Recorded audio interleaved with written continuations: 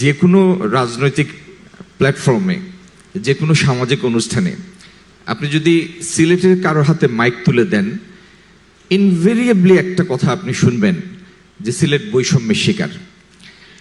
এটা একটা আপ্তবাক্য হয়ে গিয়েছে, মাইক হাতে নিলে কেউ এই কথাটা বলে। যদিও কথাটা আমি পুরোপুরি সমর্থন করি না। কেন করি না সেটাও বলি। সাইফুর রহমান সাহেব অর্থমন্ত্রী ছিলেন, তখন অনেকের মুখে শুনতাম যে বাংলাদেশের অনেক জায়গা থেকে ডিসপ্রপোর্শনেটলি বেশি অ্যালোকেশন সিলেটে আসে।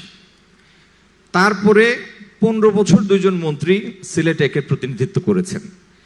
তাদের সময় যদি সেইভাবে কাজ না হয়, এটার মধ্যে বৈষম্য না পারফরমেন্সের সমস্যা, এটা একটু দেখার বিষয়। যাই হোক, ওই আলাপে যাই না।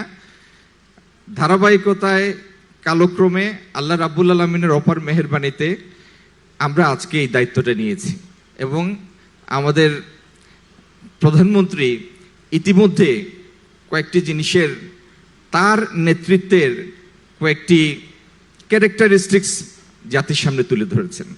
তার মধ্যে একটা হচ্ছে শৃঙ্খলাবোধ, আরেকটা হচ্ছে পরিমিতিবোধ, আরেকটা হচ্ছে কঠোর পরিশ্রম। তো ইনশাল্লাহ তার নেতৃত্বে আমরা সিলেটের জন্য নির্বাচনের সময় মানুষের কাছে যে কর্মসূচিগুলি উপস্থাপন করেছি, তার প্রত্যেকটি আল্লাহর রহমতে আমরা অক্ষরে অক্ষরে বাস্তবায়ন করব।